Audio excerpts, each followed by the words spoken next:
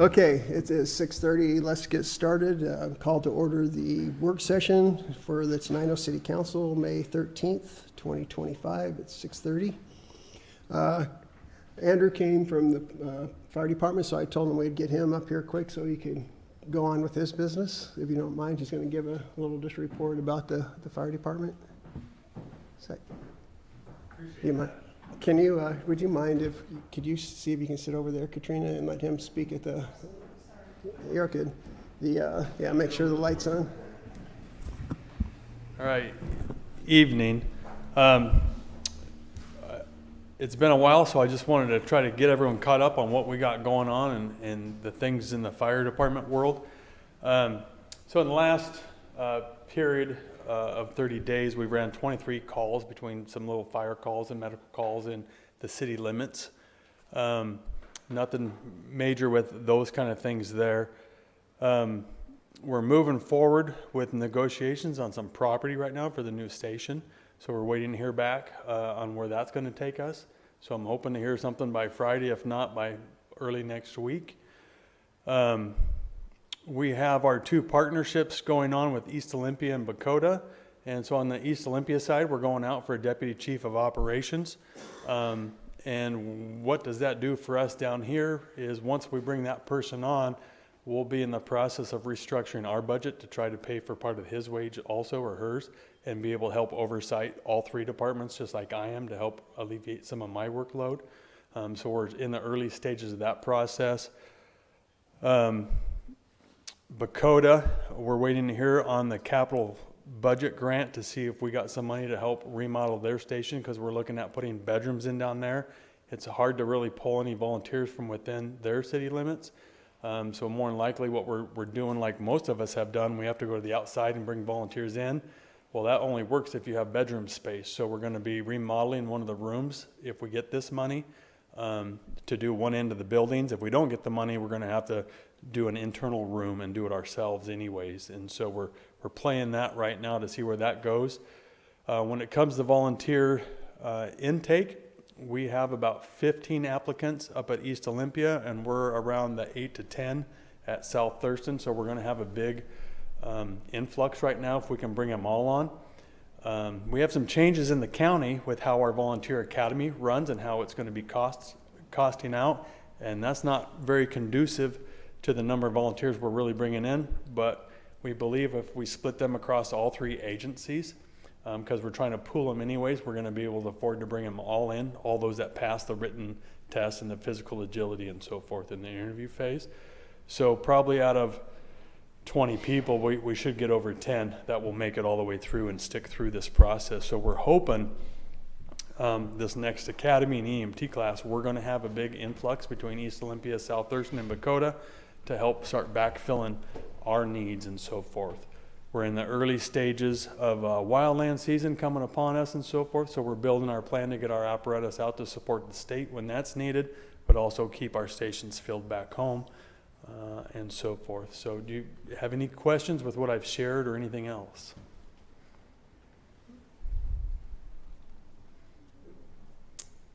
Did you catch pretty much everything? We're working on the property, still working on the property thing. If you didn't hear that one. Yeah, so they are, go ahead, you can say it again. We're in the process. We've submitted a letter of interest on some property, and their attorneys are looking it over. They've asked to change some verbiage so they have it back in their office, and we're waiting to receive that back to see what those changes are. And upon them agreeing and our board of commissioners, then we can move forward and say we're in actually purchasing some land. But right now we're still in talks. That's good news, Chief. Thank you. Thank you for sharing that. My apologies for making you have to say it. No, that's fine. That's and to fine. the council. Sorry. Yeah. That's okay. Yeah, we got some other little changes, but nothing major right now. Just internal stuff with incident reporting and so forth. But just trying to keep all the plates spinning. So after we kind of chatted, I got to run to Bakota now because the guy I had going to that meeting, his wife's in the hospital. So a lot of spinning. just something I would mention, or you can talk about, we have the rating bureau coming in Yeah, soon. June 25th and 26th, East Olympian and South Thurston are all getting our re-rate from the Insurance Rating Bureau. And goods and bads with all of that kind of stuff. The goods are, if we can maintain what we have, insurance rates for homeowners don't go up. If we can't, because we don't have some other programs going, we can lose points, but we're hoping to make them up in other areas. So we have things like one of the point systems that can hurt us is the business inspections, the building inspections issue, flow testing, fire hydrants. For us, it's, if we're not out there maintaining our rigs and doing pump testing and hose testing, that's an annual requirements that we do. All these things get graded upon, and our 5-year renewal is up this year. So we're in the process currently of getting all our documents put together. So when they show up in June, we give them that. They ask questions, we give answers, they put it together, and then they're going to tell us, are we a 5, are we a 6, are we a 7? The lower the number, the better the score, and the lower your insurance ratings are. But the one thing you need to understand about that is not all homeowners insurance companies use this system. They have their own grading system. So it doesn't apply to everyone, some of these breaks, or if they go bad. And so one of my examples of things that we're changing is our south end. So past Bakota, used to be Gibson Valley Fire. We went from 6, 7 scoring when we merged to a 9A. And a 9A is, the next step is a 10. And a 10 is pretty much you don't have a fire department. And the reason we went to a 9A is because we don't have volunteers that truly respond from that area to that one station. Everyone responds out of here. So we're actually quicker, right, by having the staff station. But the way the insurance rating system works, they're like, well, you got this little bit of a distance for here, so we're going to raise your rates because you're not as good as if you had this fire department. I'm like, I can show you the times. We can look at this on Google Earth and Google Maps, right? And they're like, well, but this is just how the system works, and it's barbaric. So one of the things that with our partnership with Bakota, we are going to, with the permission of the commissioners at our next meeting, and with WSRB saying, yep, we see this plan, they're going to hear this, so you're getting a little sneak peek.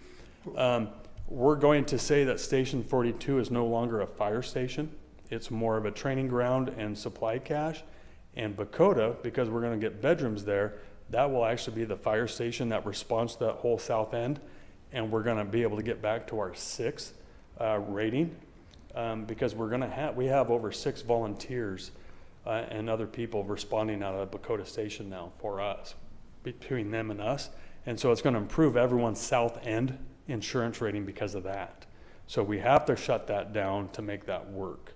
So those are things we're doing to find other ways to improve our rating. It will also help improve part of the Skookumchuck Valley, that area, because we have a station out there where we only have, I think, 2 volunteers out of right now. So if you don't have 6 or more, you don't get credit for that full rating.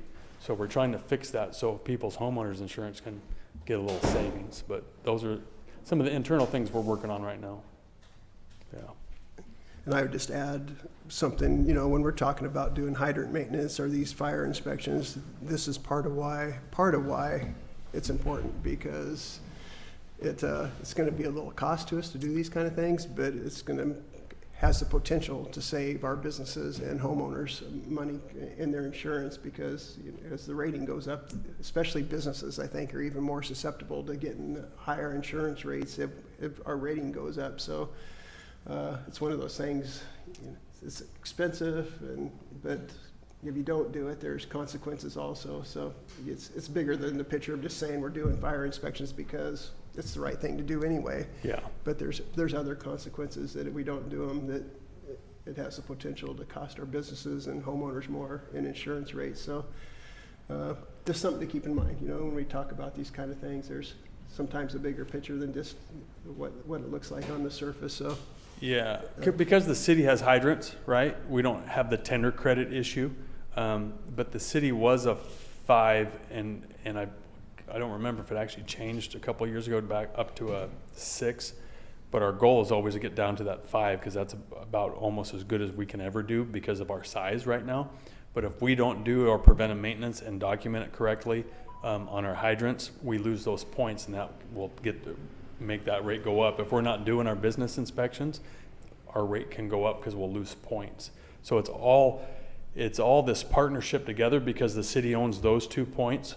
We own all the other points to this. TCOM is part of that grading system because they're our dispatch center. So they get interviewed and get their piece, and that adds to our point system. In the district area, the county is responsible for all those business inspections. So they got to go talk to Bobby May, who does that for the county fire marshal's office side of things. They get graded as part of our overall piece of it. So there's what I say about 5 different entities that get graded to make our grade, that I don't truly get to have effective changes, right? I can't just come here and go to the mayor or the city council and say, you will, right? This is that partnership of understanding how we all have to work together to have that lower number of insurance rating in the system.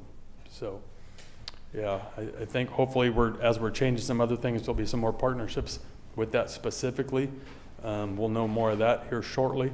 But that's what I got for today. Any other questions? The property that you're working on currently, is that inside or outside the city limits? On the edge. On the edge. Yeah.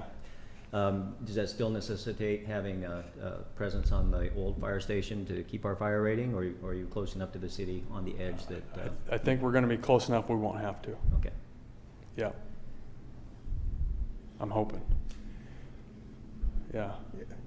Yeah, we'll see. And the station probably, it'll be at least a couple of years, right, before anything Yes. changes. So it's not like something's going to change overnight. If anyone can understand how the Thurston County permitting process works, and it goes faster than 2 years, please let me know, because I'd like to fast track that. Yes, Yeah. that'd be great, but I don't see that happening. So we're not facing any immediate changes. It's gonna be a bit whatever happens before Yeah. we're able to move. Yeah, I'm hoping, like with the East Olympia partnership, if that keeps going the way it's going, we'll move like my office and our mechanics office up there because they have the space, and then we're going to kind of retrofit this station and sell the house across the road and start downsizing slowly to perpetuate that move and so forth if things go good, right? That's just time and this process of these partnerships, but we're slowly trying to do things and get in order, so by the time we get ready, we can just do this big push. But yeah, that's the hope. Any other questions? Gotta make it tomorrow? No, I have a Checking, department-wide meeting at East Olympia now. just confirming. If I get done in an hour and a half, maybe I'll try to. Answer's no. Yeah, we'll see. My wife might not like that answer, but we'll see. Yeah. What else? Okay, thank Okay. you. I Appreciate you appreciate stopping it. by, and yeah, we'll keep in touch. Appreciate it. We'll do Yep. See you later, Chief.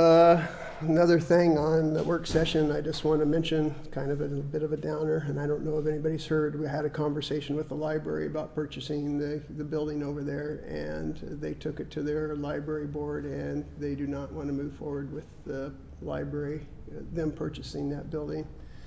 2 reasons I got from her when we talked was, one, with all the changes, and libraries are getting hit with all these budget changes also, so there's just some concern about funding going forward. That was one thing.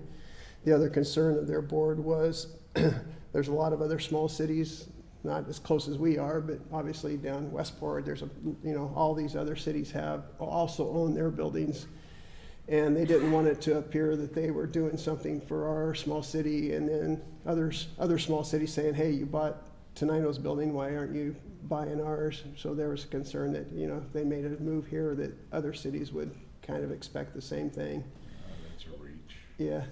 What she mentioned specifically, apparently one of the cities had a fire in their library, and I think they were trying to get the Timberland Library to help them rebuild, and it's like, okay, we're buying your building, and we're not offering them some help to restore their building. What does that look like? So there's not going to be any sale of, and I even asked her if we looked at doing the cheaper less money than we had kind of initially talked about. She says, I just don't think they'll agree to it at all, no matter what the price is. They just don't want the optics of, At least not right now. at least right now. That doesn't mean it can't change in the future, but at least right now, was their stance. So the library is off the table. Next meeting, I want to bring you, I'm going to send out before the meeting, I've researched and found all our properties that the city owns in the city, and I've printed out maps of each one, locations, so everybody can see exactly where they're at and take a look at them to make sure there's no concerns if you want to surplus them or not. So I'll get those out to you so you can, we actually found a couple more that I didn't even know we had. So I think there's like five or six actual properties that the city owns. So I just wanted you to know where they're at and be able to look at them and make sure there's nothing that you see that would not want to why you wouldn't want to surplus them maybe. So I'll get those to you before the next meeting to have some time to look at them, and if you want to drive by them and look at them or whatever you choose to do, just so you're informed on those. What else? I don't have a lot on the... I just went to a meeting with Commerce. They are reaching out to cities just to see how they can improve their processes. A couple of the things I mentioned was matching monies, how bigger cities have a little more flexibility to find matching money when smaller cities sometimes don't have that flexibility. So I talked about would it be possible for them to have some kind of score or something that would, smaller cities that didn't have a lot of extra funds, they could allow to have less match needed. I've heard that from a lot of small cities when I talked to them. They blew you off, didn't they? Yeah, no, at least they were. I've had that conversation with them several times. Yeah. Another thing was just technical assistance. Mayor Bucota was there also. It's like she comes into this thing without any knowledge about doing these grants or working with Commerce, and it's like, who do you reach out to? There's not a lot of resources. They're pretty helpful if you have a grant with them to call the person and say, how does this work? But each division, there's multiple divisions in Commerce, and each of them are a little bit different. So we talked about can we have one person that you contact when you have concerns or questions instead of having to call a different person for every, They took them, I think, fairly well, at least the people that were there doing the presentation, but we'll see if any changes get made. There was also some talk about how some of the bigger counties get when they do proportioning of money, some of the bigger counties get a bigger sum of money, even though they maybe have a lot more resources to deal with them. So how do you make sure the people that really need it are getting the resources versus just saying this county gets X number of dollars without do they really need that, or so Because their grant writers know how to write it up. yeah, and they have grant writers that's their full-time job. So anyway, it seemed pretty positive. You had the mayor from Bucota, Commissioner Fournier was there, Olympia, Tumwater. So I think they got a pretty good inkling of kind of what issues were out there with Commerce and how we think they can improve things.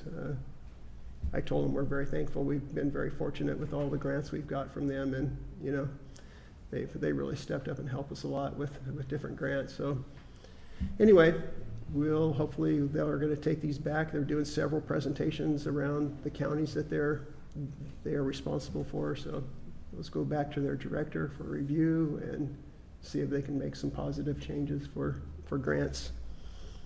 So what else? Had a staff meeting today, talked about our grants. Policing is, again, an issue as always. We got two officers, and it sounds like one maybe is looking at another job possibility. So how we're gonna, we talked a bit about getting another officer on board, so if this does happen, we're not down to nothing, basically, we're already down to really the bare minimum, so we're having some talks about how we can get somebody in here. One thing, the bill passed that allows for the 0.1% increase in sales tax, so we're going to look at that and see how we have to go through that. Can we approve it before the bill actually goes into effect, so when it does, it's already passed? the other part of that is the grant part of that. So there's the 75% match for 3 years. So I was hoping originally we could just not have to deal with hiring somebody until we kind of knew what was going on there. The bill doesn't go into effect until July 31st, I believe is what Linda said. So it's going to be a couple months before that bill takes effect. So it's kind of one of those, I'm worried about hiring somebody then not be able to get the grant for them. You know, if we hire them before the grant goes into effect, or would they go retroactively and cover the expense of that position? But we're going to have to do something to be prepared if we lose another officer, because they're working quite a few hours now and trying to keep things up. And as you know, we've had some pretty significant incidents over the last short period of time with some, so. He was caught today. Yeah, I was going to mention this just for the public. If anybody hasn't heard, they did catch, because I know there's a lot of concern from people about this guy hanging out around Tenino. They did catch the guy that did the shooting thing with the sheriff. So he was caught down in California-Nevada border someplace apparently today. So hopefully that won't be out in the public for a while, hopefully. So we can rest a little bit easier anyway on that one. What else? Trying to think if there's any more big.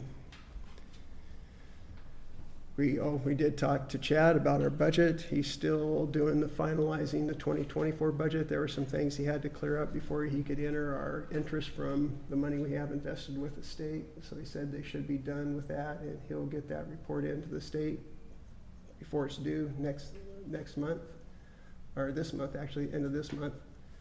And then we'll be able to move forward on our 25, getting that caught up, because we're now almost 5 months behind on 25 on the reconciliations, because we haven't got the end of 24 to know where to start. So we can't start with 25 until the reconciliations, but hopefully it'll be pretty quick getting 25 caught up once we get that 24 number completed and official and all those kind of things. So I would say Nancy's been really got the she's hit pretty good with a lot of stuff. So over the last week or two she's been here, so I really appreciate her patience, because it's been a lot of stuff that we've thrown at her. Have we heard from the audit? It's on. Oh, is it on? Yeah. Have we heard? We talked. Yeah, I talked to Tony. If you want to do it during your report, do you want to just mention it during your? Oh, okay. She's going to do a report here, so Okay. we'll do reports next. Is there any other things that anybody wants to bring up, just as general business? What I'm gonna about go into- the backflow testing that we were supposed to get done? Yeah, that was kind of another kerfuffle, I guess I'll call it. You know, we thought we had backflow devices required on all businesses. I mean, all new construction since 2000. I 20 forget what. years. Yeah. Well, we found out that in your neighborhood that for some reason they thought they were put in, but they weren't. And so we were like, oh, great, what's going on there? Then we thought they weren't actually required. And but talking to Troy, they are required. We found it is required. It was required in our codes to be installed. So we're not going to change it. He wants the real thing with the backflow valves technically is they're only required when you have like a sprinkler system or something that can siphon and go back into our water system. So if you have a sprinkler system on your home, when you shut it off, if it's not, there's no backflow valve, all the water in that sprinkler system can technically run back into our water system, siphon back in there. So that's why I think we just required them on all homes, because if somebody adds a sprinkler and doesn't tell us, then that system is really, could contaminate our water system. You know, we haven't had any issues with anything, but it could. So I think we just made the decision that's the code now, and we're just going to leave it that way. So you don't really need to get one. You don't. I think if you're already built and you doesn't have one on it, we're not going to go back and say, hey, you have to put one in now, unless you add a sprinkler system or something that's going to, you know. But they should be put on. We made a mistake there when we inspected your neighborhood's houses. I think they came out with a system that had one on it, and they just assumed that's what was going in. At least this is what Troy says. And I don't know what happened, nobody knows what happens, but for some reason they missed it, they didn't get put in. So it's not a state law that they go in, so we're just gonna say, just be like every other older house in the town that doesn't have one now. We're not gonna go back and have people install them retroactively, but we're still gonna make sure that any new construction going forward has them. Does that make sense? Yep, I understand now. Yeah, it was kind of a mess there, right? Getting two different messages, so I'm sorry to people that didn't know, were confused about what's going on. I was confused also, so, yeah, it was kind of another one of those, oops, we kind of messed up, and so we'll try to make it right from here on out, that when something new is built, it has the proper backflows as required. Anything else? If not, we'll go into committee, our reports. How about presentations? Yeah, that's what we'll do. Let me go ahead and drop back to the police issue, if I may. Is there, I know there's like, is there a rent-a-cop possibility? I know there's like rent-a-nurses and laborers, you can hire a laborer. Is there a possibility to pick an officer, have them sign up with an agency, get them working in the city without actually being an official employee, to fill out our ranks? And then when the bill goes through and we pass our tax and the gambling increase, which will pay for that quarter, that 25% that the city needs to pay for that. Is that a possibility, just to get some people, giving us some relief? Maria, are you back there? Have you heard anything like that? No. Sorry, didn't mean to drag you up here. I mean, I know there's processes we have to go through to hire somebody, so I don't know if we can, yeah. You can't have a part-time or a rent-a-cop, as you referenced. You still have to do the background checks and all the testing for them to be here. And so that idea or concept doesn't really work. You can hire them provisionally. They can be, 6 months at a they can time. be 6 months, but after 6 months, you have to turn them loose. And then if you want to rehire them, you can rehire them, but you have to make them full-time. Yeah, and I wasn't suggesting you get unqualified people just to have people there. I would expect that any agency that Yeah, provides you professional. can hire provisionally, but you still have to go through the entire process to get a provisional cop. You still have to do the background check, which is. Sure, and that's all good, that's all fine. I wouldn't expect. That's still a $1,500 to $2,000 expense for us to hire a cop. All right, but it would be a way for us to get additional personnel For 6 months. before this. It is a possibility.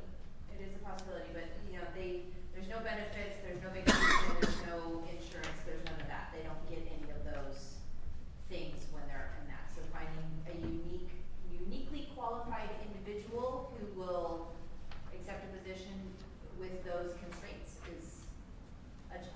Yes, but they'd be I'm working in wondering if the. there's a lot of police departments that wouldn't even allow their officers to do something like that, because they're hurt when they're doing this or something. I wonder just how many cities would want, or other organizations would want their officers to. I mean, there's a lot of officers, there are a lot of agencies that are hiring with signing bonuses and things right now too still, so that's a challenge, but It's not impossible, but yeah. yeah, I mean, a provisional officer, yes, a rent-a-cop concept, no. not Well, really. I don't mean like a security officer. That was tongue in cheek, but yeah, if they're professional law enforcement that are available for hire short term or in emergencies Yeah. or whatnot, I don't know. Talking with Justine, our grants writer, Gosh. and the chief and Dave, we all talked today, the biggest concern is hiring somebody. We have to figure out if the award process of the grant has to be completed in order for that officer to qualify to be paid out of that grant, right? And so the July date is our stumbling block, so. Okay. We're getting clarification on the grant process right now to make sure, and then there's other grants, there's, the NCHIP grant came through and the COPS grants came through as well, in addition to what the legislature passed. So, there's 3 different concepts that she's working on grants right now. Okay. My question was, could we look at, as the city, about some of our contracts When I was down in City Hall and some of the things, Quill and what they charge us, and then our cards, our business cards that we can get, and what it costs the city to do them, and Marie can go to another outfit and get like 25 made for a lot less, so. Yeah, I Does understand. it have to go through city council in order to change any of these contracts?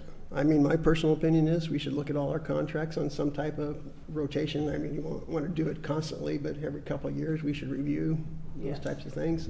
I think the issue's just been now, has just been with trying to do budget stuff and everything else. It Yeah. hasn't been a priority, but I do understand that it's valuable to, especially some of these larger grants we have, or not grants, but contracts we have, to put out a request for proposals again and see what we get on. Yes. So depending on, it's on my mind. I just, there's Okay. just so many things going on. It's like, do we spend a bunch of time doing that when we got, you know, not caught up on a lot of other things that are kind of critical, Yeah. so, I get that, yeah. yeah. So hopefully, once we kind of get things leveled out, hopefully through the rest of this year, we can start looking at some of those things, or if we see opportunities that just come up, we keep in mind that we, you know, That we could yeah, change it. look at it, yeah. Okay, sounds good. Okay, anything else? Since we got some time, is a half hour enough for you, or do you need more time than that? You want to just do yours now so you can get out of here? We got a half hour? Sure. And the screen's not gonna work. Yeah, You won't we'll work. just, yeah, sorry about that. Oh, you're fine. We can adapt. Marine slogan, adapt and overcome. Good evening, everyone. My name's Katrina Van Every. I am the transportation manager for Thurston Regional Planning Council. Yeah, there we go. Sorry about that. It's been a while since I've been down here in Tenino, and I've just seen some of the wonderful things that you guys have improved in the time I haven't been around. It's almost like old home week, huh? It is. It's like a homecoming. But yeah, so I'm with Thurston Regional Planning Council. Council member O'Callahan sits on both our Transportation Policy Board and our council. And so today I'm just here to talk about our regional transportation plan. So in Thurston County, we have taken a regional approach to transportation planning since the first transportation planning study in 1975. So we've been doing it for quite a while. We've continued to build on that foundation with regular updates to our regional strategies. And the regional transportation plan is really our roadmap, our regional roadmap for a complete and high-functioning transportation system over the next 25 years. So we know that roads don't know boundaries. Transportation needs to work as a cohesive system without dramatic changes across jurisdictions. Transportation, land use, economic prosperity are all closely linked and need both local and regional viewpoint. And we can maximize the benefits of all transportation modes, so not just driving, but also transit, active transportation, freight. Maximizing those benefits is most efficiently accomplished at a regional scale. So the regional transportation plan. So I know I don't have a presentation out for you. I did provide that to your clerk, so Nancy can send that to you all and include it later on. But this information is in that presentation. But the key takeaways that I want you guys to remember, if nothing else, is that our planned land use on a region-wide scale, Thurston County-wide, and roadway capacity improvements alone are not going to be sufficient to meet regionally adopted targets, goals, and level of service or congestion standards. We are still able to make good progress on those regionally adopted targets and goals, and that will help reduce that level, those congestion issues expected in the future. And our growing population is going to lead to increased traffic volumes. So the projects that we've included in the regional transportation plan will help mitigate that congestion associated with our growth. So the regional transportation plan, it looks at the next 25 years. We look at all transportation modes. We have regional goals and policies. A lot of those are in our current plan and they're carrying forward into our new plan, or the draft plan that we have. It includes recommendations, a financial forecast. So one of the important things about the regional transportation plan is that it needs to be financially constrained. It has to be realistic. So it's not supposed to be a list of projects that we want completed, but there's no money to back it up with. So we have to look on a regional scale, see all the projects that the jurisdictions are looking at doing, and then look at the finances and see, is there enough money to do this? Generally speaking, so far, in the process of looking at that, we've been able to make it work. But as a growing community and as we grow our transportation system, we need to be aware that sometimes we may need to look more closely at all of our transportation projects and start prioritizing a little more heavily. And then finally, it includes a future condition. So what do we expect, based on what we know now, what can we expect to happen in 2050? So some areas of emphasis in the plan are safety, equity, climate change, and greenhouse gas emissions, maintaining the system that we've already got, and projects or transportation projects that continue to enhance transit options, emphasize system efficiency, strategically expand the system where it makes sense and is needed, and plan for local and state roads as a cohesive system. So I talked about a little bit ago about those, we have regional targets and goals. What those are, there's 5.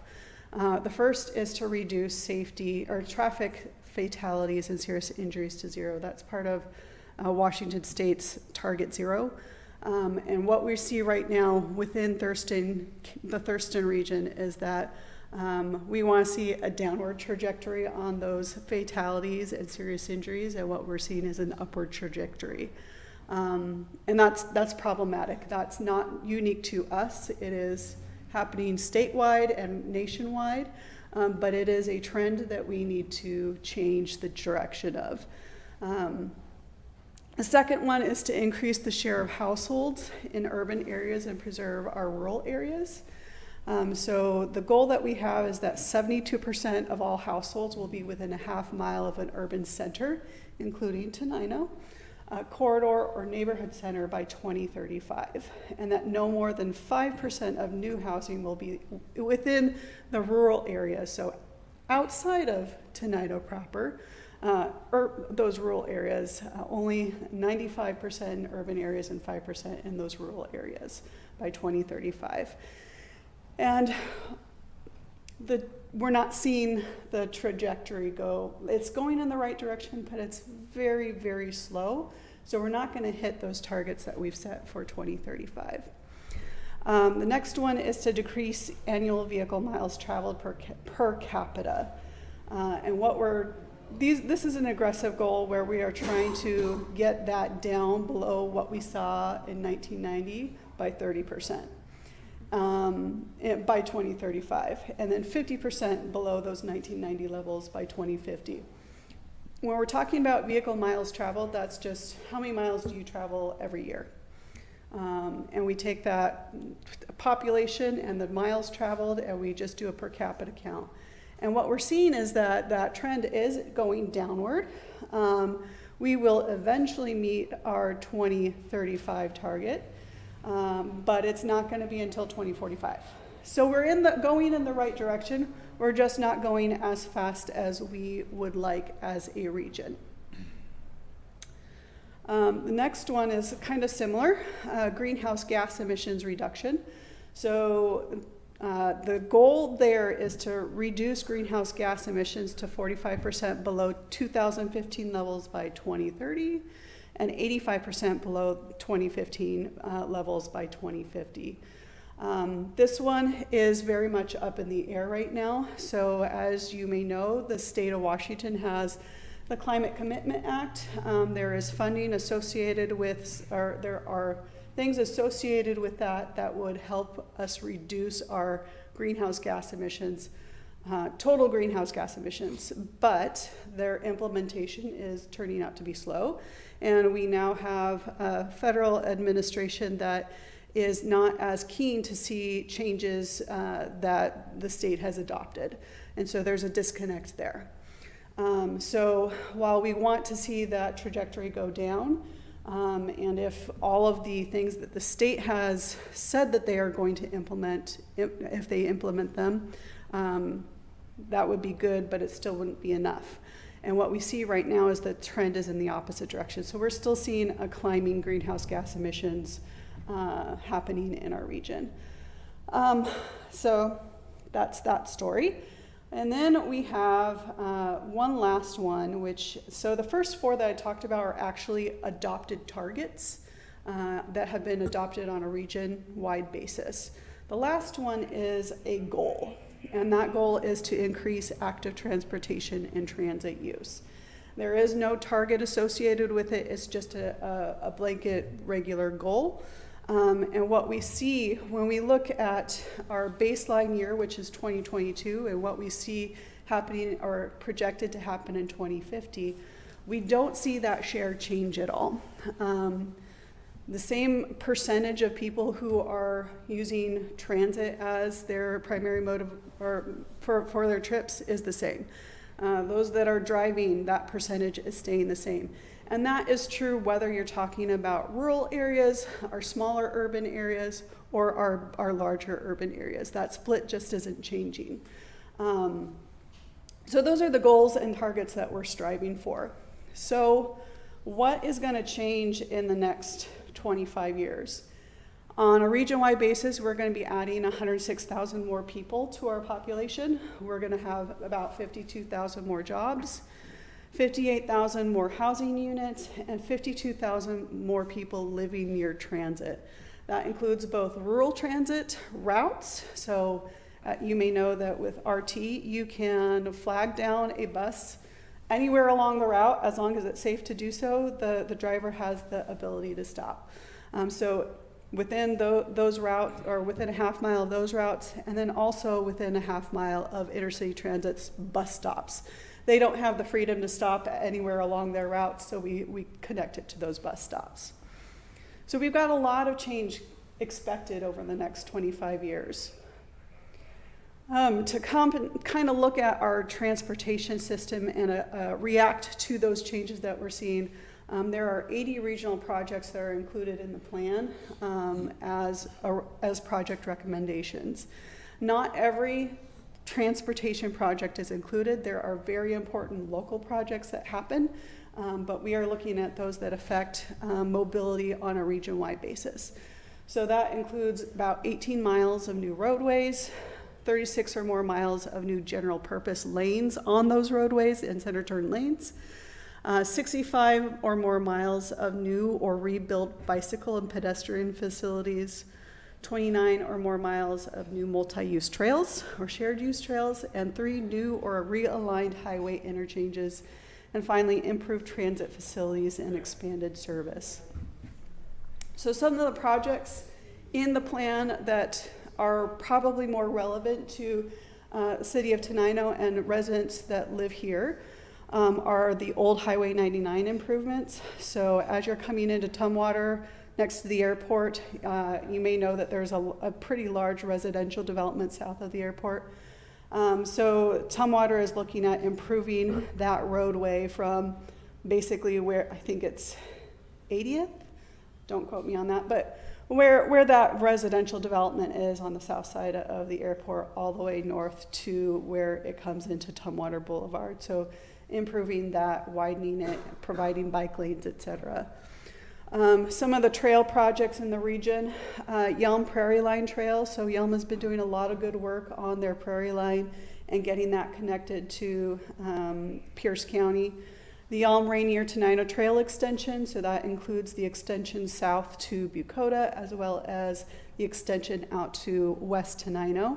And then the Gate Belmore Trail, which would be connect Rochester, Grand Mound, Chehalis Reservation, up north to Tumwater and Olympia. And then finally, some of the WashDOT projects that might be of interest is for those that have to drive that I-5 corridor, one thing that we are looking at is implementing hard shoulder running. So when congestion is happening at those peak times, can we open up the shoulder to general purpose use or limited use for transit or other HOV vehicles? So that is one option. Another project is the 510 loop, Yelm Loop, and I believe if the governor signs the budget, that construction is included in the transportation budget. Yes, it is. I'm sorry? It is. Yeah. And then finally, there's a series of roundabouts on 507 at Bald Hills Road out to State Route 702 in Pierce County. So trying to make the flow of traffic as it comes into and out of Yelm as it approaches Pierce County better. And what those 3 roundabouts should do is keep people moving through those key intersections. There's a lot of studies too. I'm not going to go too much into those, but we talked about safety being a real issue right now, and TRPC is starting their transportation safety action planning, and so really looking at our region and identifying where are our high injury networks, where do we see accidents happen the most, and what are the highest priority safety projects that we want to see implemented. And so that is looking countywide again.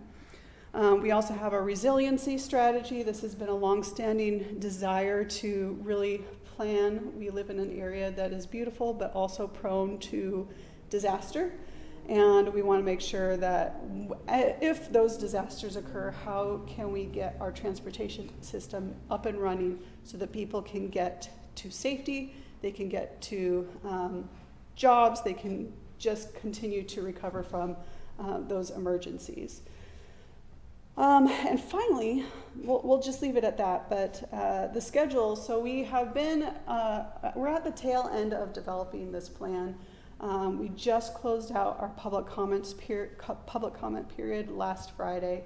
So we're going through all of those comments and looking at the draft and seeing how we can revise it to respond to those comments that we receive. In June, we will be taking this to the Transportation Policy Board for review and asking for a recommendation. Our council will have its first review at that time in June. And then in July, we hope for them to take action on adopting that plan. So just to round it out, Regional Transportation Plan is something that we do every 5 years. It is a state requirement and a federal requirement that we do this plan.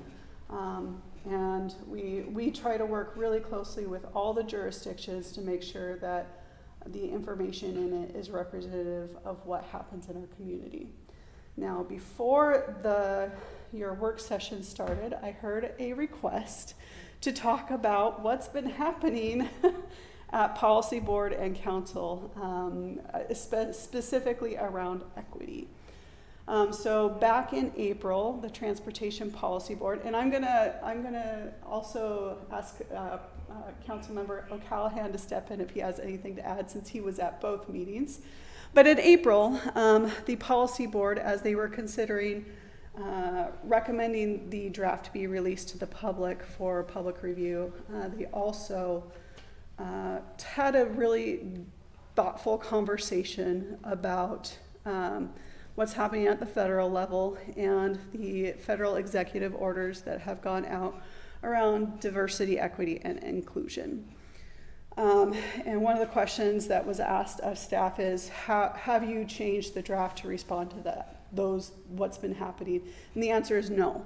When we started this update process, it was with the understanding that we would be looking at equity, greenhouse gas emissions, climate change, even bicycle infrastructure has been used as a negative buzzword recently.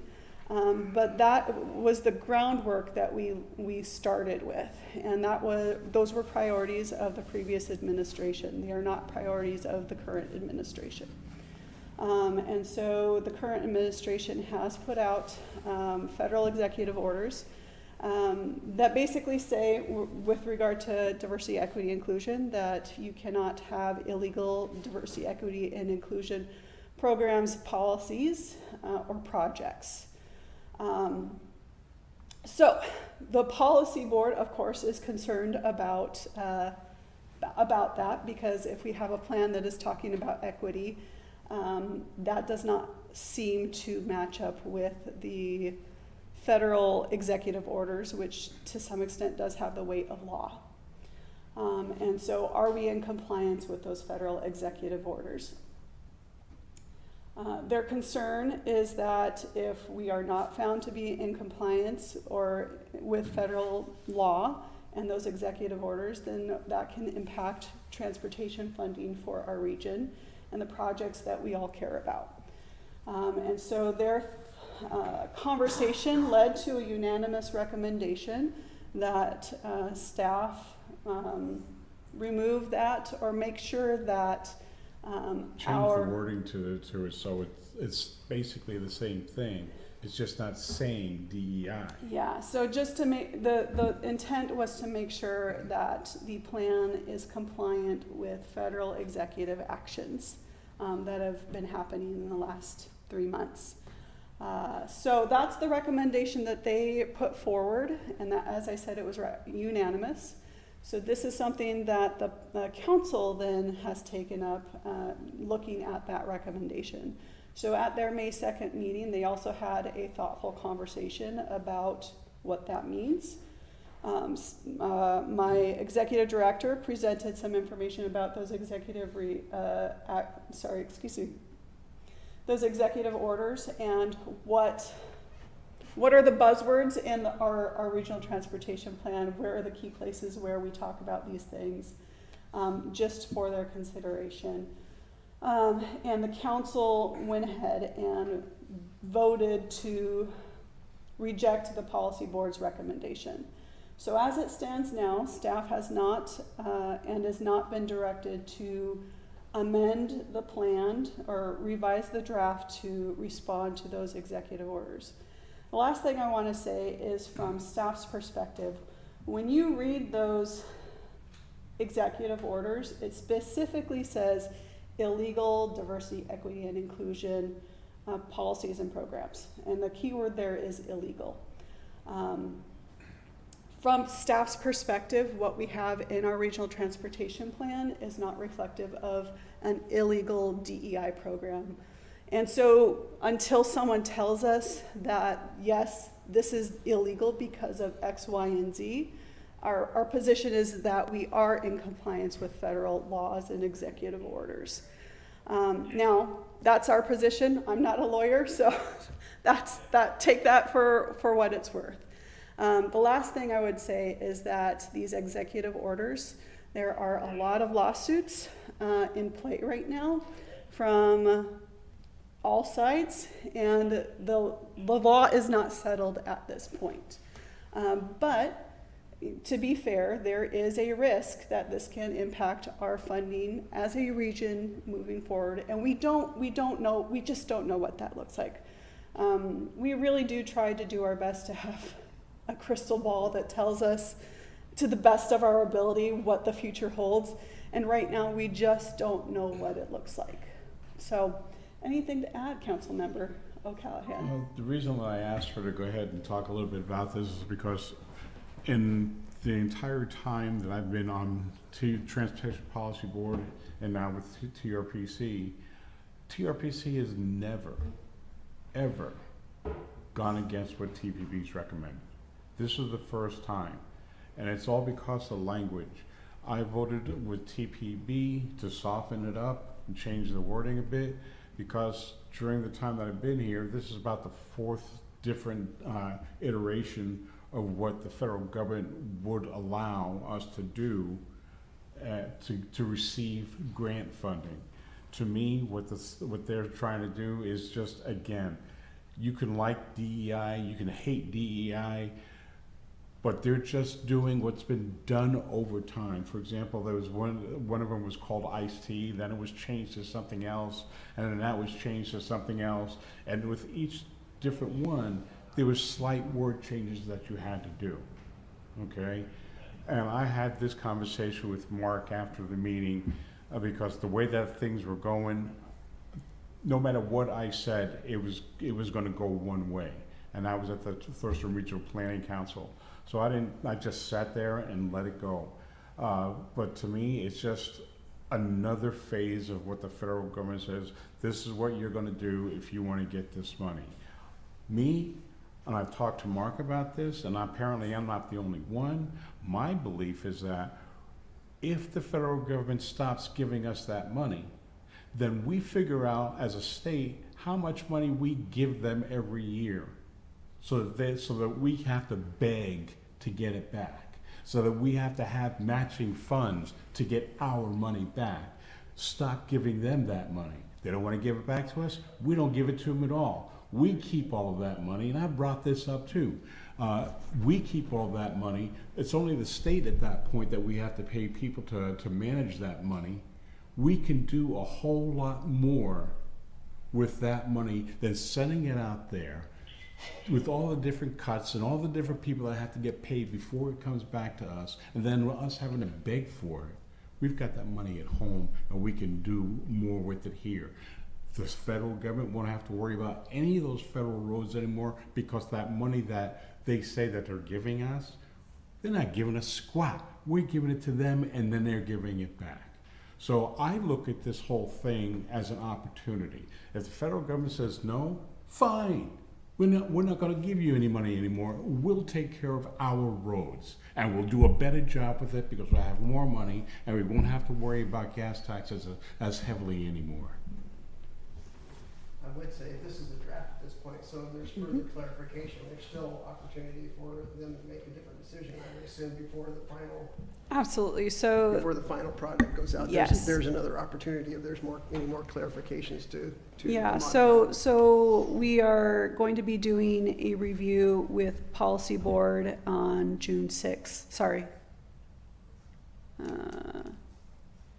June 11th. June 11th with Policy Board, we'll review the public comments and ask for their recommendation. And so that's what would happen there, assuming that they can move forward with a recommendation. Then in July, it would go to the council to make a final decision. We will also be reviewing the public comments that we've received, as well as how the draft has been amended or revised with council on June 6th, which will be their first review. So it'll be June 6th council, then June 11th policy board and a recommendation hopefully, and then July 11th they would look at moving forward with a decision. Great. So there'll be public comment at those meetings also if somebody wants to come to a meeting and Absolutely. make any comment. So just for our public, if you have any concerns about what you heard here tonight, not only around DEI, but anything else in it, you will have an opportunity still. Correct. Before the final draft. And while the public comment period has closed, we are still accepting them, and up until this Friday, I will include them in the log that will go in the regional transportation plan.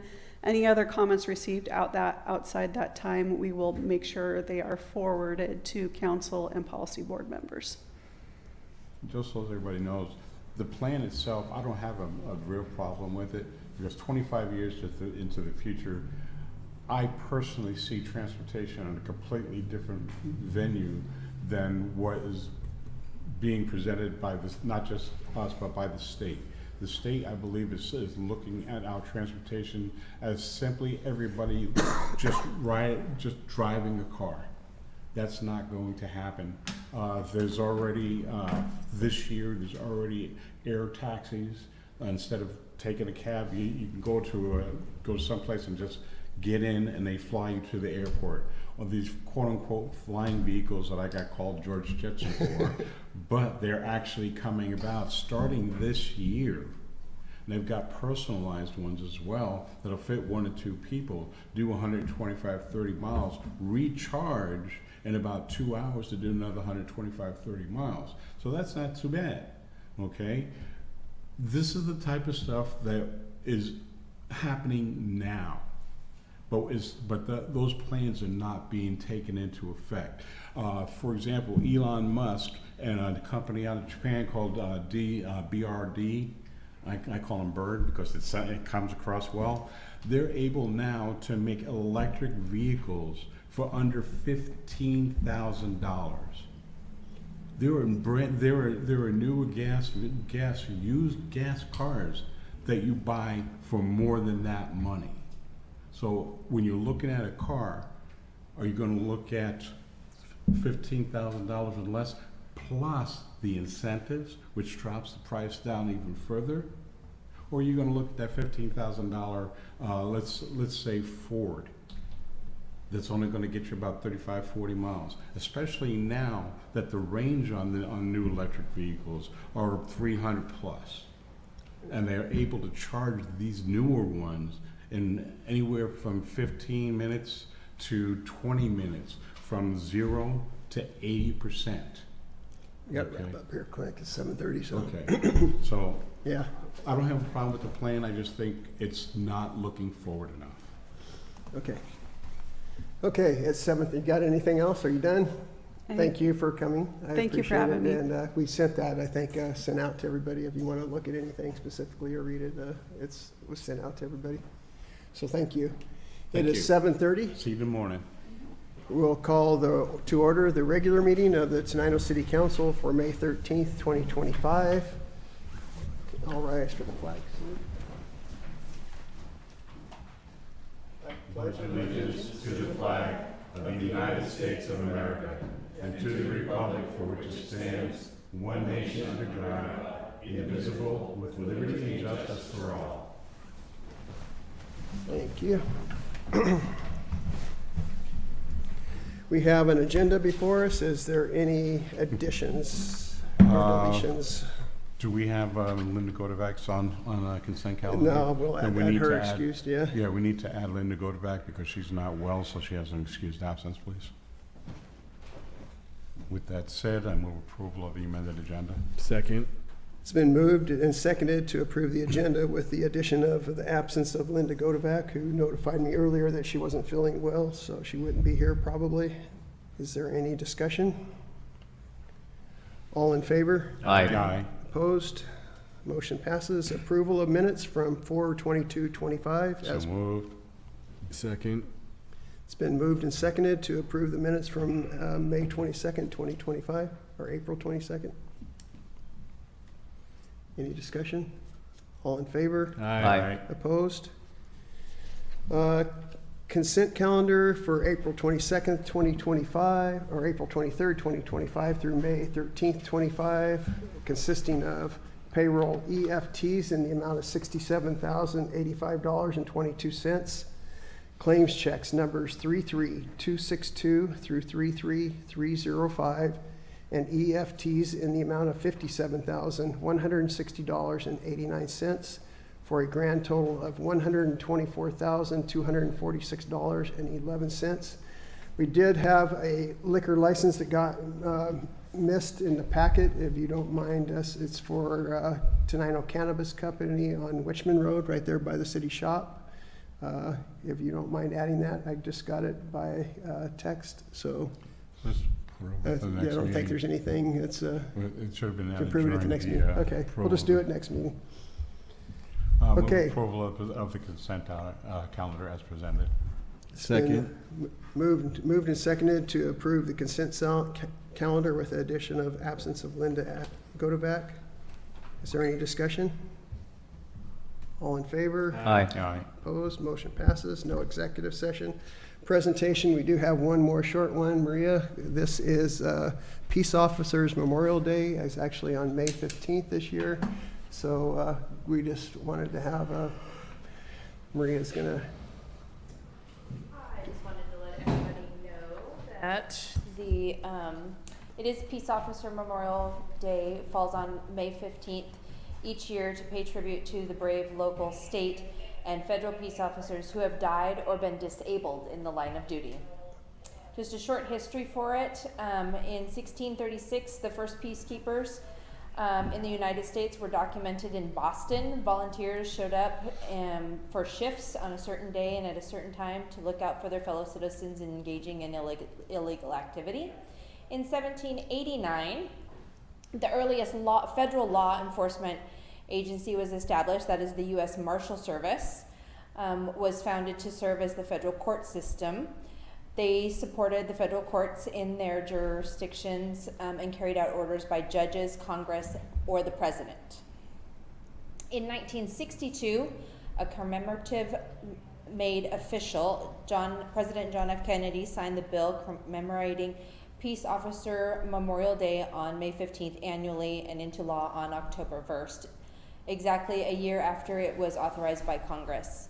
In 1994, flags were flown with respect. President Bill Clinton directs through Public Law 103-322 that the United States flag will be flown at half-mast on May 15th to honor the day.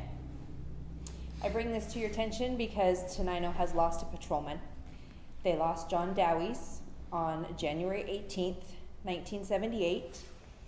He was assisting another agency by locating a suspect wanted in an earlier disturbance. He knew the suspect and went to his house to talk to him. A struggle ensued. The suspect gained control of Officer Dowies' service weapon and shot him. The 19-year-old suspect shot Officer Dowies in the head and then straddled over top of him and shot him 4 more times. The suspect was sentenced to 7.5 years in the Walla Walla State Penitentiary. Officer Dowies at the time was survived by his wife and 4 children. I don't know if any of you knew that, but. Yeah, I knew that. So, for our officers this week and come this Thursday, it's a special day for all of them and for their families and friends and anybody who has lost anyone or has now been disabled in the line of duty. So, just wanted to share that. And maybe it'd be appropriate to have maybe a moment of silence for all those that have passed away. So have a moment of silence in honor of all those people that have given their lives.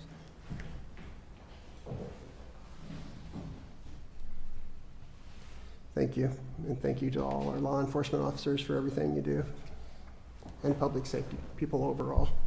You are appreciated. Public comments. Is there anybody that wanted to provide public comment? Seeing none, we'll move on. Proclamations. We have a couple proclamations that we have for you to sign. I have them here. We'll pass them down. The first one is a motion to approve proclamation for Bicycle Community Challenge for the month of May. We've done this for several years. Move approval. Second. It's been moved and seconded to approve the Bicycle Community Challenge. I'll just read the first and last part of it. It's an average of 700 people die each year in whoops, wrong one. That's boating. That's the next one. Got them out of order. Bicycling is one of the most energy efficient forms of transportation ever invented and is a mode of transportation well suited to urban environments where trips are short in length and overly congested roads are difficult and costly to expand. Therefore, we, this Council of the City of Tenino, do hereby declare May 2025 Bicycle Month. Been moved and seconded. Is there any discussion? All in favor? Aye. Opposed? Motion passes. I'll send these down in a bit here. The next one is to approve the proclamation for Safe Boating and Paddling Week, and I'll do the same on this one. An average of 700 people die each year in boating-related accidents in the U.S., with the vast majority of those accidents caused by human error and poor judgment, and not by the boat, equipment, or environmental factors. And now, therefore, I, Dave Watterson, Mayor of Tenino, and the City Council concur by duly proclaiming May 17th through 23rd, 2025 to be Tenino Safe Boating and Paddling Week. No approval. Second. It's been moved and seconded to approve the Safe Boating and Paddling Week. Is there any discussion? Hearing none, all in favor? Aye. Opposed? Okay, got that done.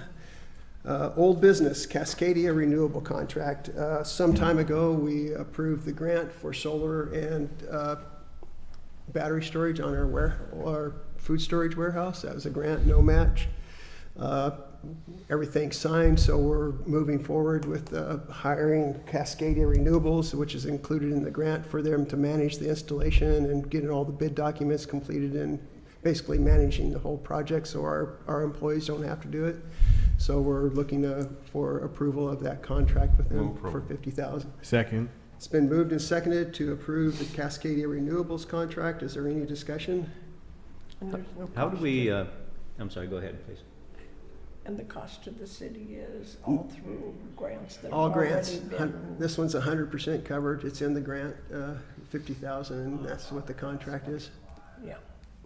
How was Cascadia selected as the consultant? And yeah, I had a question about whether we had to go to bid to have them selected. They are on the small works roster, and we can select off of that. My question to MRSC, who's I checked with on this, because of the total of the grant is bigger than the amounts that's allowed for using that small works roster. Right. Because the management of it is separate from the actual project, they said it is allowable to use the small works roster to select them. So we selected them off because they are on the small works roster and eligible to provide this service. Do we know them to be especially qualified? Were there other candidates we could have chosen? Just curious about the They process. are qualified. I mean, they actually helped us with this. They were one of helped the state when people applied for the grant. They were kind of a consultant that would help the organizations work through the grant process. They're all qualified. They have their business licenses as necessary, and there's no claims against them. So, yeah, that's kind of what the small works roster is all about. Is they're under there for management and under the, excuse me, my voice is. They're on the small works roster. They are under the management. There's kind of different categories that they can be under, and they are under the category for project management. So they were already involved and we just went along with keeping them on the project? Yeah.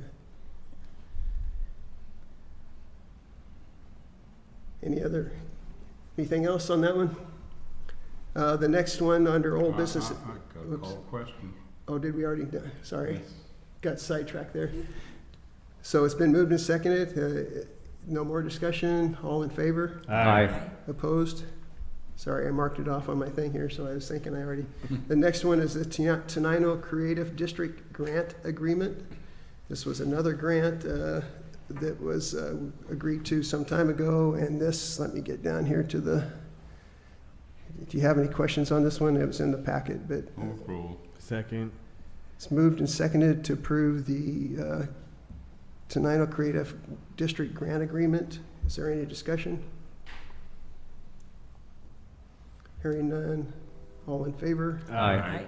Opposed? Thank you. I'm trying to get down here on my computer to the right documents, just in case there's any questions. Okay, new business.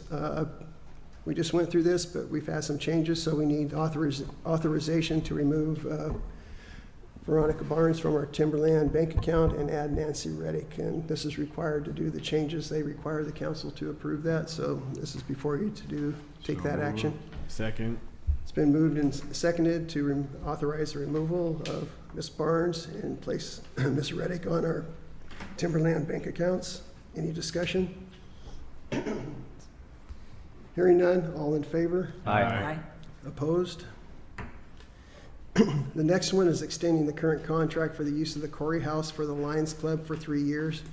One of the ovens in the Corey House went bad, and it would cost us more to get it fixed than just buy a new one. And the Lions Club volunteered to purchase a new stove for us, and they did. They asked if we would move that forward for 3 years, their Second. contract. It's been moved and seconded to approve 3-year extension of the Lions Club for use of the Corey House. Is there any discussion? All in favor? Aye. Aye. Opposed? Motion passes. Tenino Arts, Stone City Arts Festival is requesting the mayor and council to waive the special event fee and deposit for the 2025 season. It's also in our packet. Move roll. Second. It's been moved and seconded to waive the special event fee for the Tenino Arts, Stone City Arts Festival for 2025. Is there any discussion? Do any of these go against what we voted not to,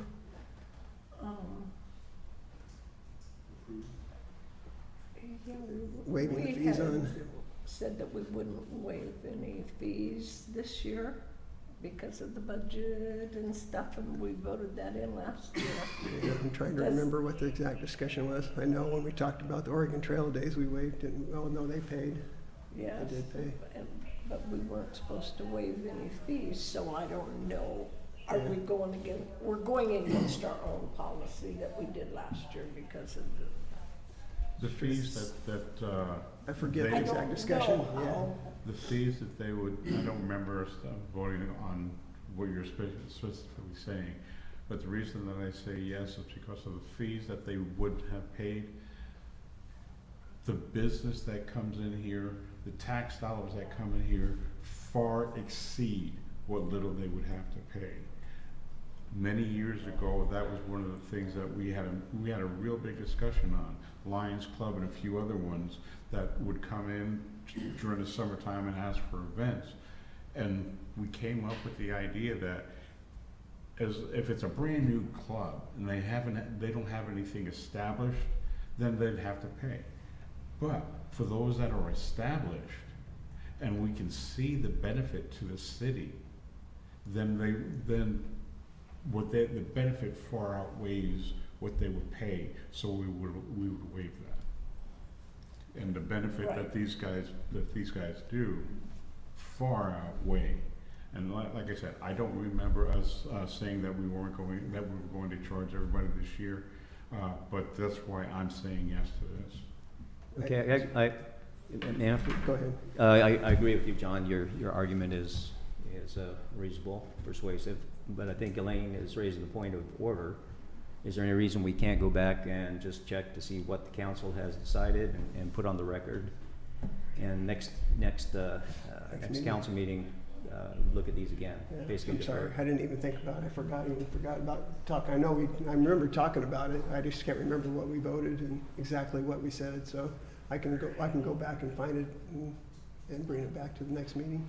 And if we need to review that resolution, Yeah. I just wondered We'll if there send it was a out. conflict because Yeah. of what we voted last year. We should follow what we voted on. If we voted to not, waive fees, And we've waived Forever. fees before because last time, I brought it up last time when they wanted to waive the fees for the, market, Mhm. the farmer's market, when we wanted to waive those. So let But me, they did, They did. it went through anyway. well, there's a motion and a second, right? Is there a Yeah. motion and a second on the floor right now? Yep. Yeah, So there is a motion and a second. And so, is there any more discussion on waiving the fees besides what we've already had? Hearing none, all in favor, Aye. opposed? nay? Okay, that doesn't mean it's not, we'll bring it back at the next meeting for consideration. I'll find out what exactly we said and make sure we're all clear on what was decided. And I'll send that out in the packet before our next meeting. Thank you. So And I you think, can all see that. not just to be clear on what we decided, but maybe we need to revisit that for this year Yeah. in light of our current situation. Okay. I'm gonna make a note here.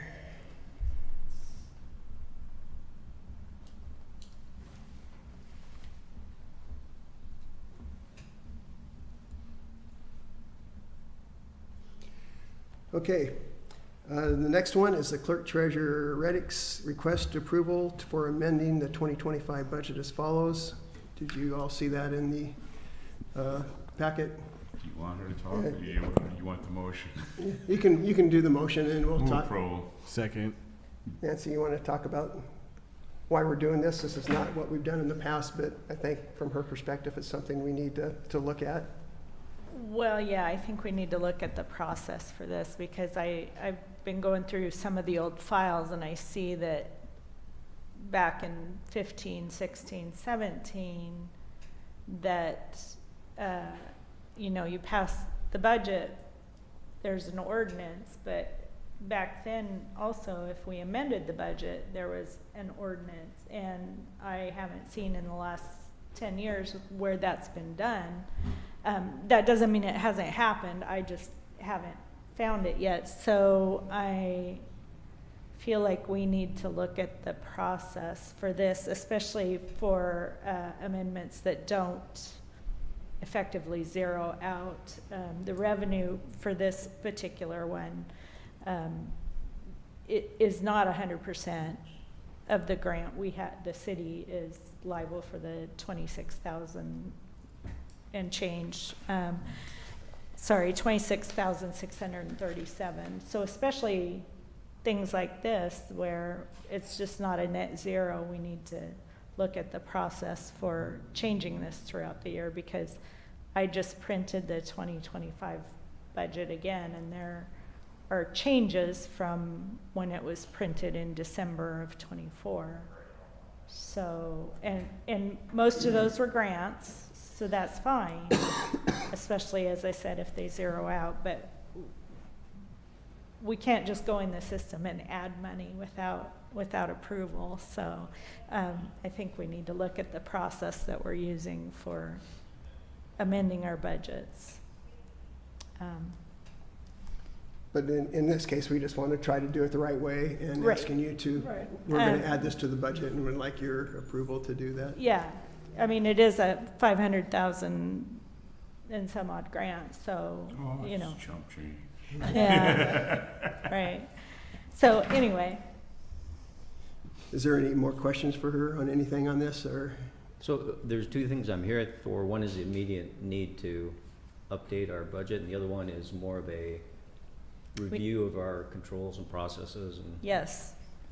and have you recommendations for the city on going forward on the controls and processes? This morning in our managers meeting, we talked about the finance committee meeting and going over some processes to recommend for future, for budget amendments, budget transfers. You know, if we're just moving in the general fund to in the general fund another line, I would think if that's approved, that would be something that the mayor could just, you know, sign off on.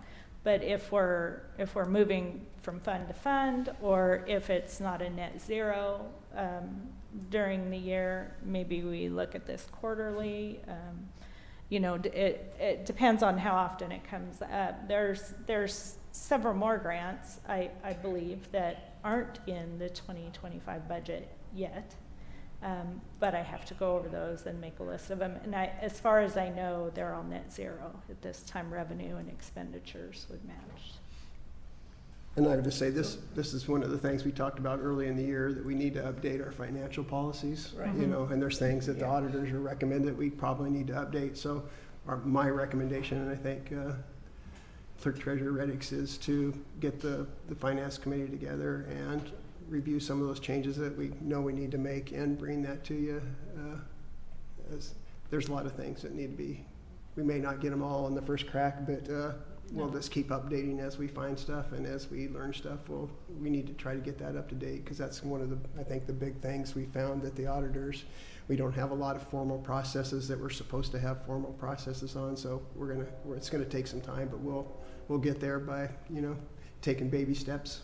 So are you recommending that we have finance committee meetings monthly, quarterly? We were talking about We doing. said before. I don't remember, that was I this think we were morning. maybe talking quarterly. We may need to do, you know, originally I was thinking we'd wait till we got the 24 budget kind Right, of reconciled. that But keeps getting pushed yeah, back. so I think we just need to meet and do what we can do, and if that gets done by then, but fairly soon, meet to try to start Yeah. getting some of these questions answered and get them to the council, so we can take care of some of these, you know, Yes. things that have just been hanging out there for Yeah. years in some cases.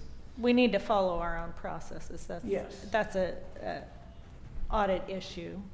If you have written procedures and you're not following your own procedures, I mean, that's an easy one for them. Yeah. That's- Yeah. So,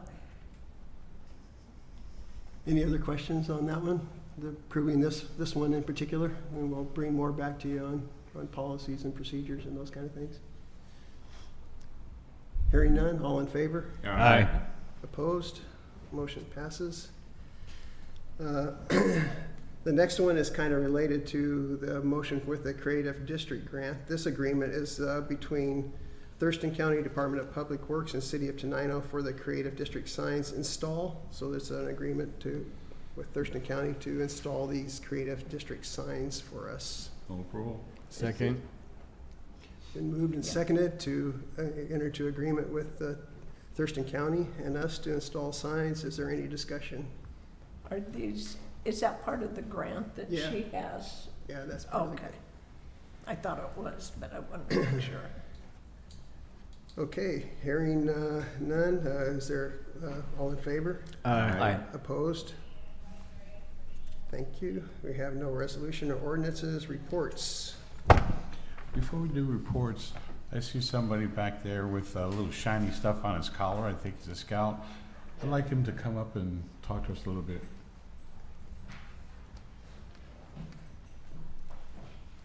Thank you. Yep. Tell us your name, address, and former social security number, all that kind of stuff. My name is Spencer Claridge. I am a scout from the organization Scouting America out of Rochester, Washington. And I'm working on the citizenship in the community merit badge, and I am supposed to attend a meeting of a school or city or court and report on what I learned and what I observed. Well, hopefully we gave you something to report on. Yes. Thank you. We had a bigger agenda than we do sometimes, so you got to hear quite a Yeah. few. But yes, well, I'm glad you attended. Welcome to come back anytime. I would love to get younger people involved in our government, so it's nice to see people, younger kids come in and kind of learn what happens when you have to run a city and Yeah. how it all works. You have any questions for us while you're up I there? don't think so.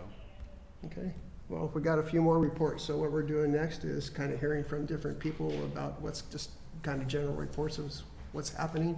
All right. So if you have time, you can sit around and kind of hear from other people what's going on in our city. All right, thank you. Yep. Thank you very much. Chamber of Commerce, did I get from, forget who had, I have it on my phone, I'll find it if, I got a report from George Sharp here. Give me 1 second to find it. Excuse me, I should have had this done before. Here it is. Hello, everyone. Here's my report for tonight. Tenino Chamber. The lunch forum is Wednesday, May 21st. Stone City Event Center at noon. Topic, Marketing Tenino. Study, or South Thurston Economic Development Initiative, which covers Rochester also, is Friday, May 16th from 8 a.m. to 9:30 at Yelm Community Center. Thurston EDC Inspire Conference, which I don't know exactly what that entails, is May 22nd from 8 a.m. to 5 p.m. at the Great Wolf Lodge. Thanks, George Sharp.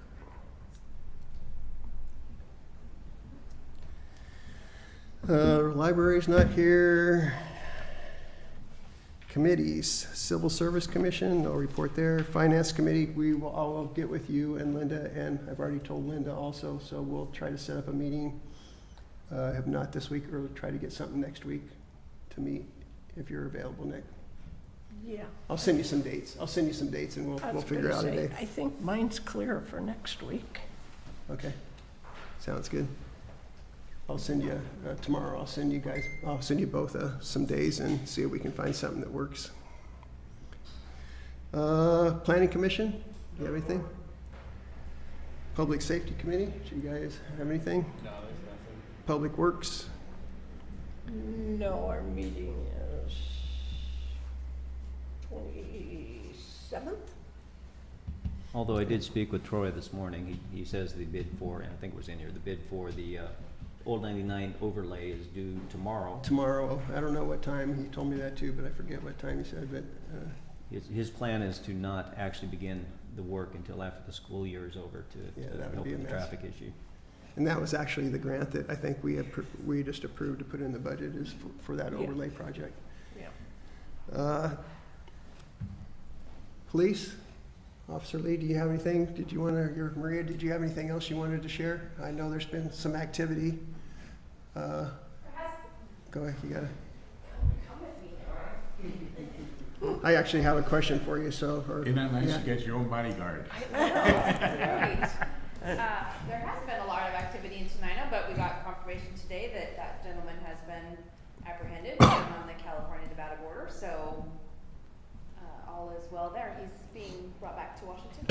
Yeah, and I'm not sure if it's gonna be, if it's just state charges or if it's gonna be, got me right up here. Federal charges, they're still kind of humming and hawing over that, but either way, it's, and it looks like his mom too was an accomplice in this, so. It looks like they're seeking warrants for additional accomplices who may have aided him. Some of them may be here in town, they may not be, we're not really sure yet, but. City. Yeah, You're gonna be. city. That's right. Don't say town. And, you know, but that's pending, so we don't know that yet. I had, actually had a question, kind of comment question. And I talked to the chief about this morning a little bit. It sounded like there's been a bit of chatter about our interaction with this person a few weeks ago before this whole incident happened.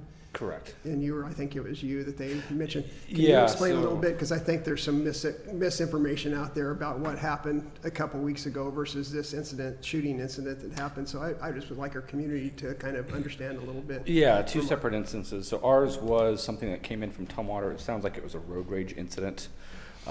Potentially, it came into about where Market Fresh is, where it splits off there. And the suspect then pointed a gun at the other party, the calling party, allegedly. Now, at that point, we started the investigation. We didn't know who this person was. We just know that this is what they were driving. And that led us to find out that that car was registered in Centralia.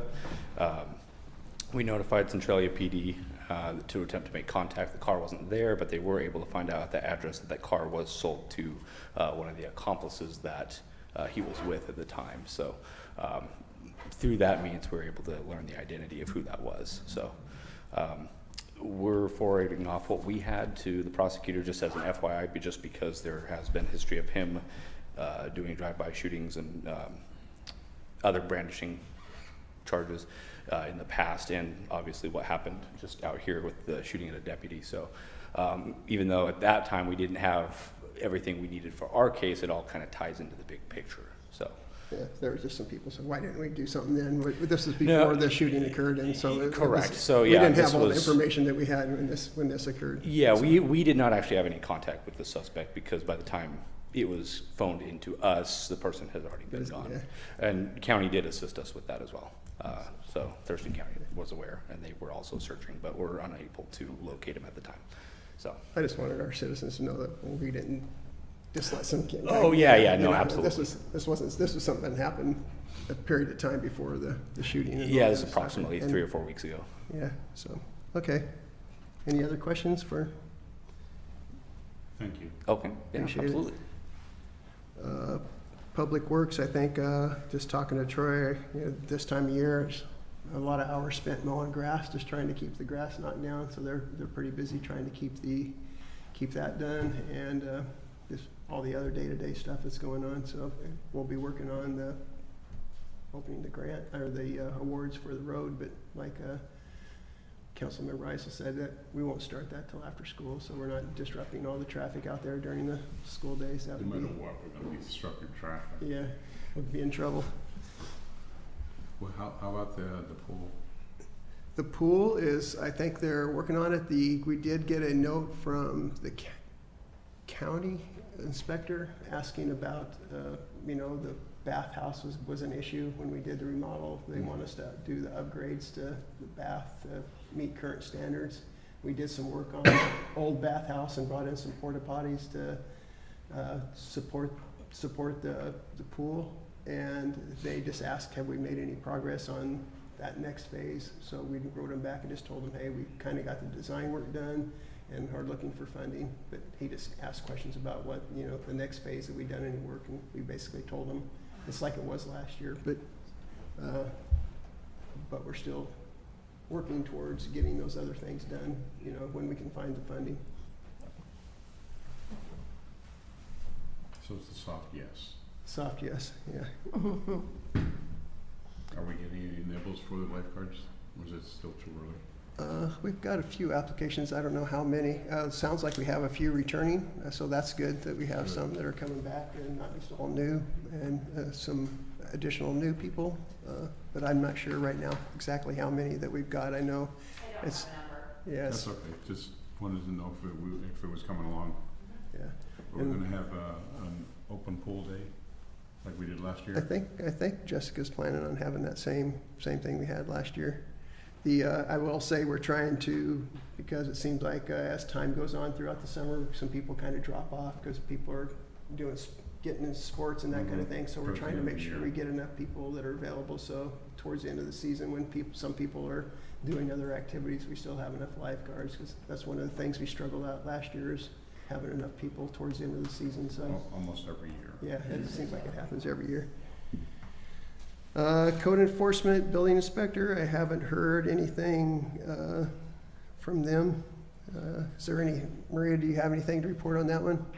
I don't know that there's any super, We're working on some more new permits. We're trying to, I think we have about 6 permits left open from 2024, and we're trying to get in touch with those. A lot of those were like mechanicals or like water heaters or AC unit type things that we have to get into the home. So we're trying to make contact with those people to get in and take a look at them. But I think there's only like 6 left from 2024, and we have 15 or 16 new permits for 2025 already, including one new house that's going to be built in town. City. oh, Maria, you should have known that I from know, earlier. I knew that was coming. So one new home that is going to be built in the city of Tenino. Don't worry, there's only 7 more months left. I know. We only got to put up there somewhere. And then Brian and I and our building official, Brian Von Gluck, and Matt Russell, our fire marshal, we've been knocking on some doors and trying to get some other things that are a little out of compliant. We're working on some of those things as well. So it's going well.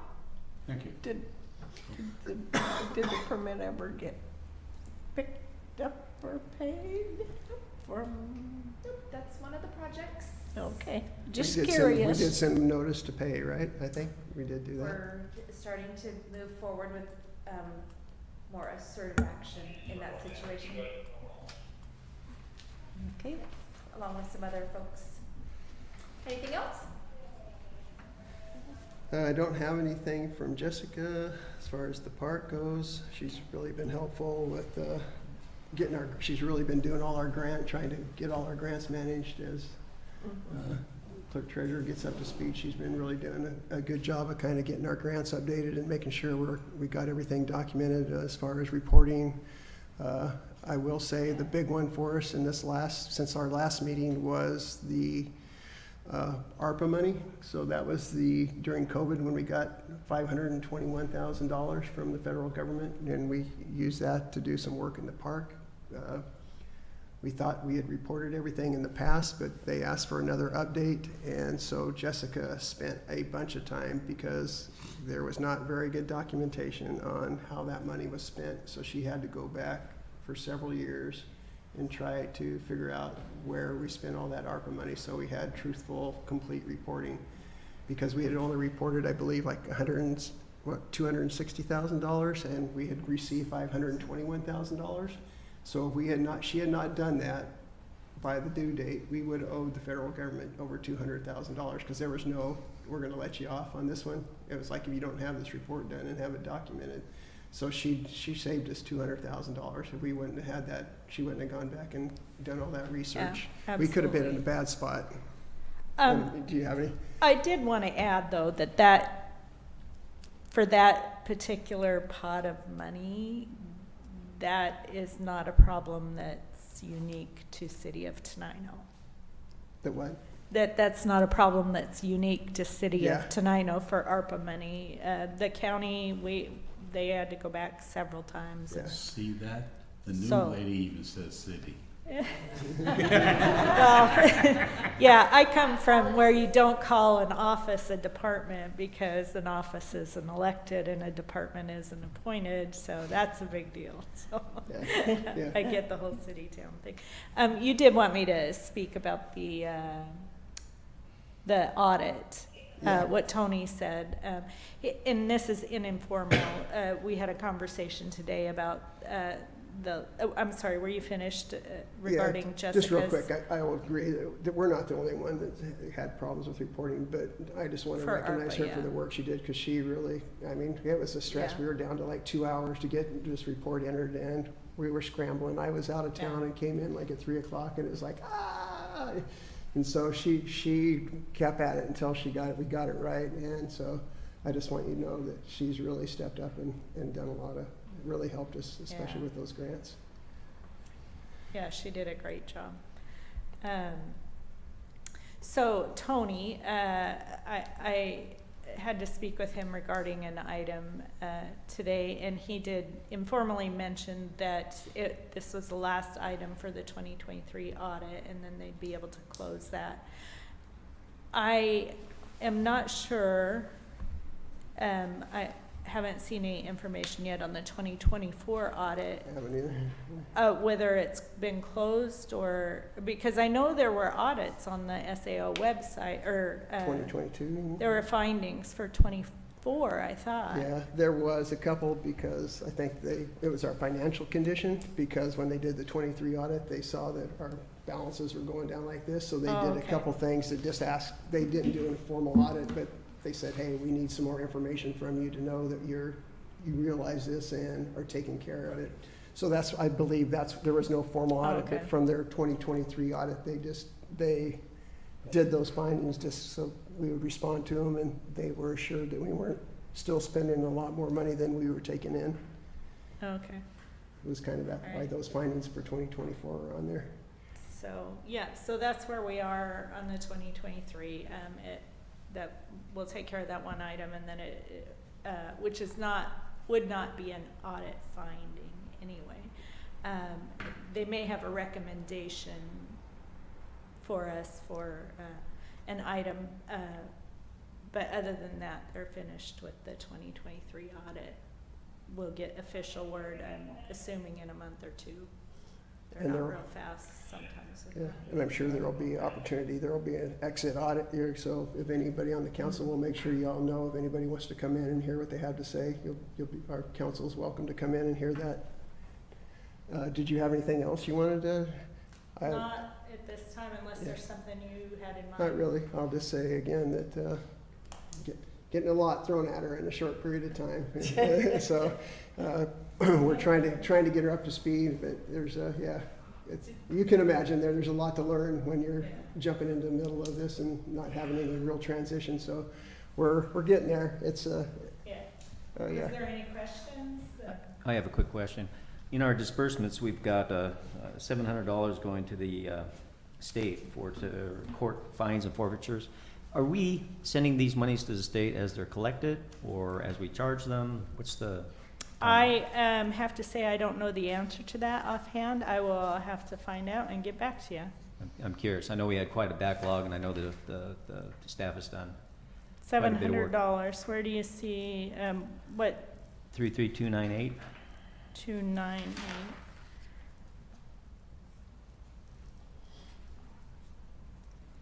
$33298. Thurston County Treasurer, $31. Am I looking at the wrong thing?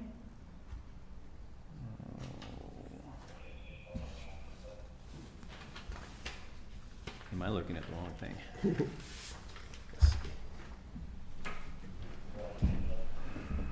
Three, 33289. No, that's not the right one either. 289. Do we have the same? Wait. 3329. Oops, sorry. So this is the part that I'm looking at. Is that different? Just responded.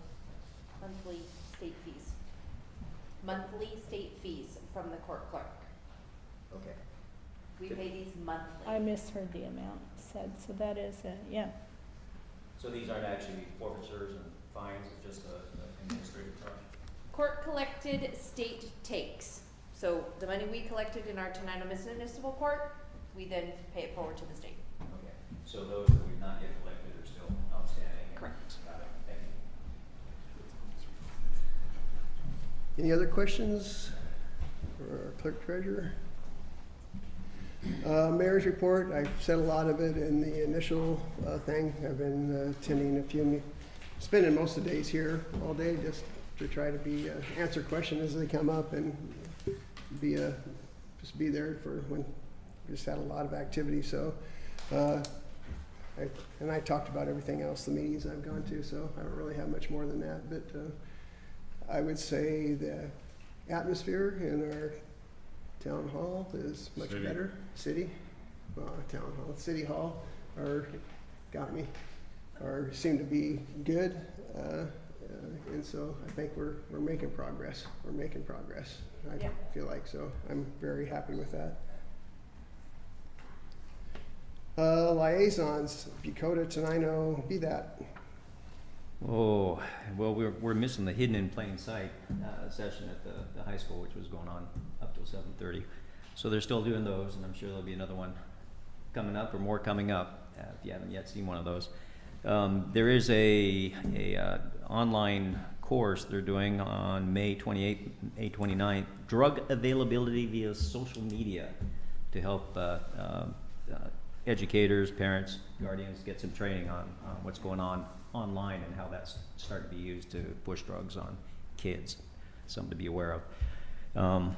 And I guess we had a good response for our drug take back at the police department. There's going to be another one in the fall. Yes. 54 pounds of Really? drugs in the take back event on Saturday. Wow. Marvelous. Yeah. That's amazing. Great.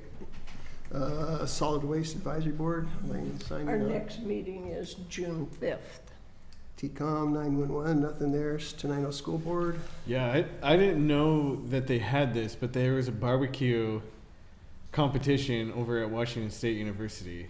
So Jackson Johnson, student here at the high school, was competing in that and took 4th out of like 54, I think it was. Wow. Yeah. Oh. Amazing. Great. Yeah, I've never heard of such a I thing. never heard that either. I was jealous. I was like, that'd Yeah. be fun to do. Would have been a And good road then trip. baseball is in the district semis. Yeah, they're playing. Are they playing tonight? They played at 4 today, but I Haven't heard the results. yeah, I haven't been getting the score yet. Yeah, they've been amazing. Had an amazing season this year. Jeff, Yeah. did you have anything from school? Was there a school board meeting or? Yeah, last month. I don't have my notes. I apologize for that. The next school board meeting is this coming Monday, for those who have an interest. TRPC, we kind of got a report from there. Did you have anything else to add, John? No, TVB's in the morning. Okay. Sure. Nothing from the commissioner's office. Mr. Fournier was at our meeting with today, and did some stuff, talked to him on behalf of the county. Something interesting I never had thought about is like Grand Mound area, which is unincorporated, it's kind of a city, but it's unincorporated. And so in the past, they haven't really had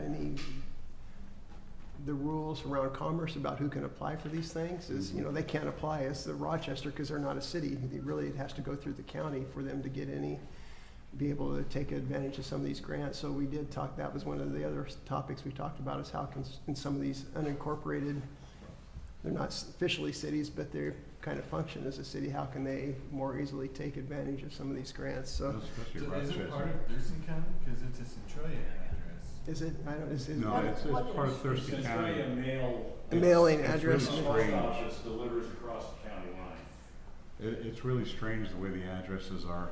For example, as soon as you get over the bridge of Bucota, it's still Thurston County, but it's a Centralia address. I found that out the hard way. Right. I go to the. Yeah, it's the very chamber. strange. It's Yeah. very strange. It's kind of like school board lines where, you're on one side of a street, it's in one school district, on the other, it's another school district, and they don't make sense a lot of times, but kind of how these things go. I've been going to the Chamber of Commerce meetings. Yeah. Legislature, I don't think there's anything new to update there. The bill that we are really interested in did pass, so that's a good thing. Public comment too. Anybody any comments? Okay, announcements. Anybody have any announcements? Anything coming up? Nothing? The wall is coming Okay. along great. Yeah, take a look. It's going up pretty quickly. Yeah, It is. looking. Oh, that was, they wanted to know if the city wanted to do a Groundbreaking, or, brick, donor brick. okay, I'll look into that.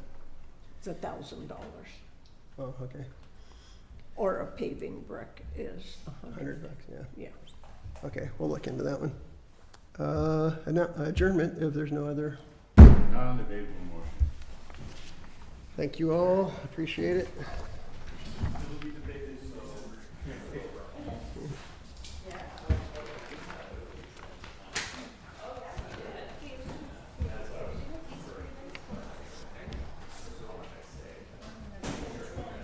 Thank you. See you tomorrow.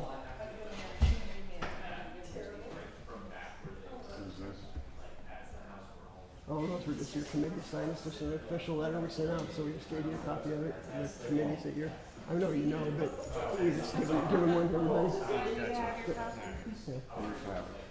See you guys. Keep it slipping. You're right.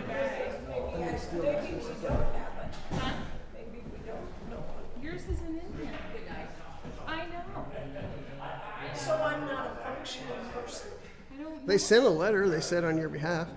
I mean, I think they sent the letter, but I don't know why you didn't get a copy like everybody else, but